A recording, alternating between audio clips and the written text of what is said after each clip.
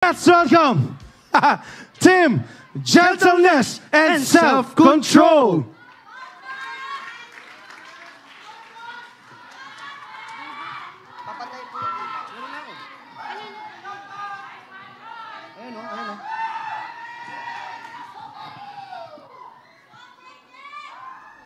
Kwento ng pag-ibig, kwento ng pag-asa, kwento ng buhay ng isang Kristiyanong binago ni Kristo dito sa Calvary Testimony.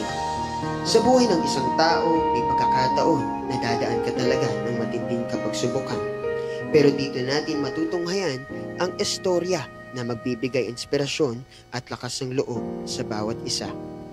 Taon 2020, sa hindi inaasahan ng lahat, isang matinding pagsubok ang mararanasan ng buong mundo. Purong kaba at takot ang naramdaman ng karamihan, kaya't ating tunghayan kung paano nila ito napagtagumpayan. Halika dito. Tignan mo to. Ma, ano po yun?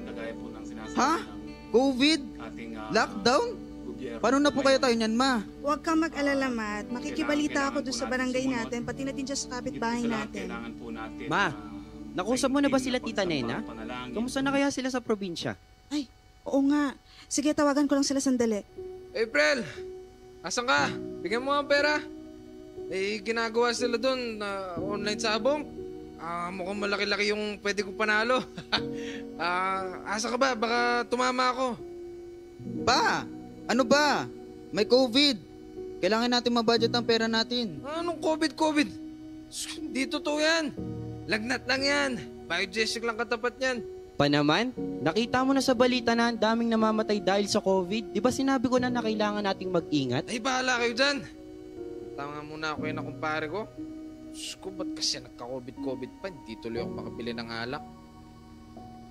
O ma, ano pong ginagawa ninyo? Wala lang. Nag-iisip-isip lang. Alam mo naman, nahinto sa trabaho yung nanay mo. Tapos ang dami pa nating gastusin. May pagkain natin, di ko alam saan pupulutin. Tapos yung tatay mong magaling, wala na ang trabaho, na-addict pa sa online sabong. Ma, God will provide.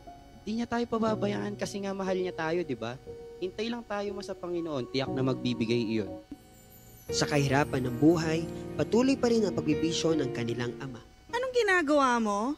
Saan mo nilagay pera? At saan mo naman gagamitin? Sa bisyo mo? Wala nga tayong pagkain tapos kukunin mo pa yung natitirang pera natin? Tingnan mo.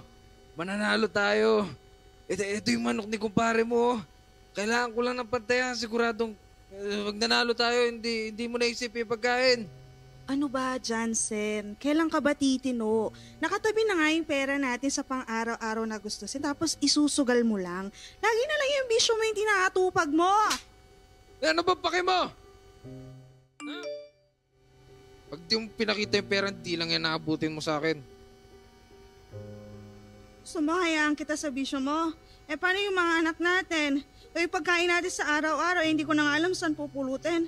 Tapos ito, pang bibisyo mo lang? Talagang... Tama na! Paano ba? Nasasaktan mo na si mama sa mga ginagawa mo.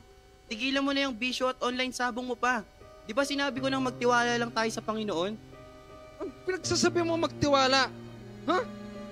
Dyan sa Panginoon mo nagaling lahat ng ito eh. Itong COVID, itong nararanasan natin, tapos gusto mo pa akong maniwala? Manali? Kung totoo yung Panginoon mo na lagi mong sinasabi sa amin, ba't nangyari sa atin to? Ba't tayo nahihirapan? Tama na, Jansen. Lasing ka na. Lagi na lang yung ganyan. Paulit-ulit ka na lang. Bisyo ka ng bisyo. Hindi mo na iniisip yung pamilya mo. Kung wala ka naman din pa kaya sa amin, simula ngayon, kalimutan mong may pamilya ka. Lumayas ka ngayon. Lumayas ka. Bahala kayo. Tunay ngang paghihirap ang dinanas ng pamilya. Ngunit sa kabila ng paghihirap nila, ay patuloy pa rin ang pagkilos ng Panginoon sa kanilang buhay. Wala nang pag-asa yung pamilya mo. Mamamatay kayong lahat. Total, mamamatay na lang din kayo. Sumpayin mo na lang din yan, Diyos mo.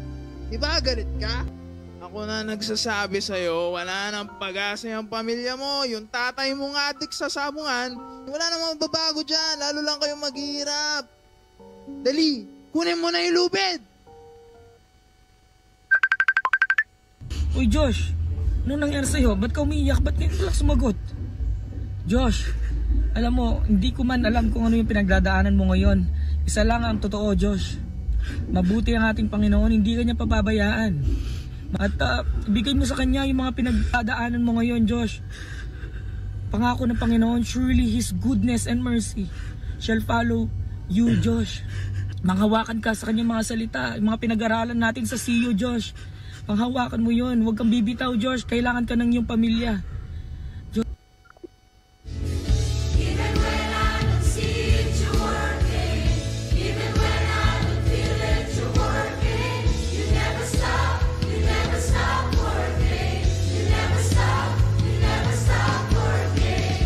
Matapos ang mga kaganapan sa bahay, ang hindi alam ni Jansen ay kumikilos na ang Diyos upang siya ay magkaroon ng personal encounter sa kanya. Kaya naman makalipas ang ilang araw, nangyari na ang isa sa mga milagrong magbabago sa takbo ng buhay ng padre de pamilya. O, ba't bumalik ka pa? April, pasensya na. Ako humingi ng tawad sa lahat ng ginawa ko. Simula ngayon, magbabago na ako. Hindi na ako ang Jansen na kilala mo dati. Binago na ako ng Panginoon. Oh, sige na nga, pumasok ka na. Hintay ka na ng mga anak mo. Uy, Tay! Nakabalik ka na! Grabe, praise God! Mga anak, pasensya na kayo ha. Hindi ako naging mabuting ama sa inyo. Sana mapatawad niyo ako. Ay, ano ka ba, Tay? Napatawad ka na namin, di ba? Hinihintay ka nga namin sa pagbalik mo eh. Totoo. Salamat ha. Simula ngayon, magbabago na ang tatay. Hindi na ako magiging katulad ng dati. Dahil alam niyo ba, tinanggap ko na ang Panginoong Diyos sa aking buhay. Totoo, Tay? Grabe, praise God! O anak, maraming salamat ha. Sa hindi pagsuko sa akin sa patuloy na pananalangin sa akin. Mahal kayo ng tatay.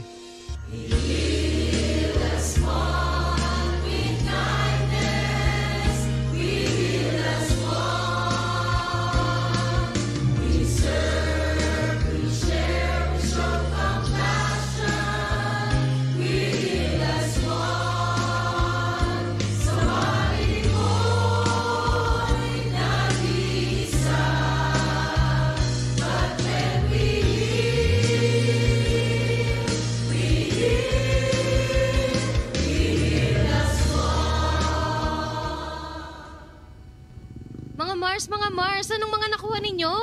Dali, buksan na natin. Hindi lang isa, dalawa o tatlo, kundi 10 sardinas lang naman ang laman ng ayuda ko. Ay, iba. Sa akin naman, spam. Inalbugan mo naman ako, Mars. Imported pa naman. Huwag kayo, may isang buong manok ako dito. Uy, may mag-aadobo na ulam mamaya. Wow! Sila Mars, April kaya nung mga nakuha. Oo nga! Your goodness is running after me. Your goodness is running after me. With my life laid down, I surrender now. I give you everything. Your goodness is running after me. Tunay nga na walang imposible sa ating Panginoon. Mula sa magulong pamilya ay nabago ito. Hanggang dito na lamang po. Ako po si Josh. Salamat po sa inyong pakikinig ng aking kwento. Purihin ang ating Diyos. At yan nagsimula ang pag-asa na binigay ng Diyos sa pamilya natin.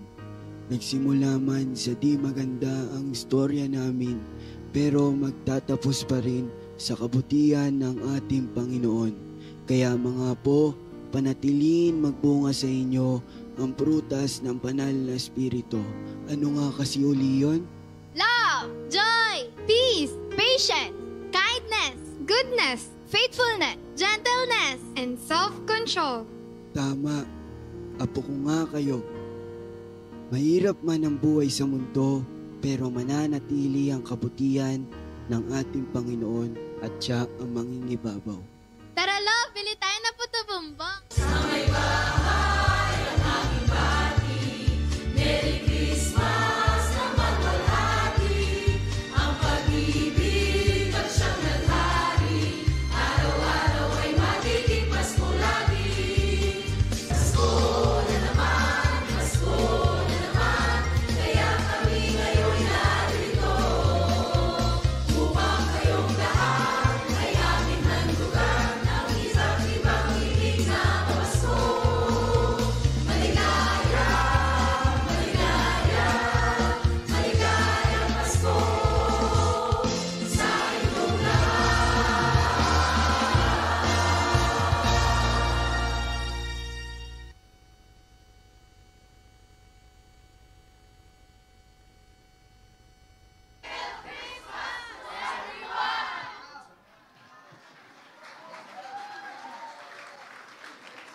Wow!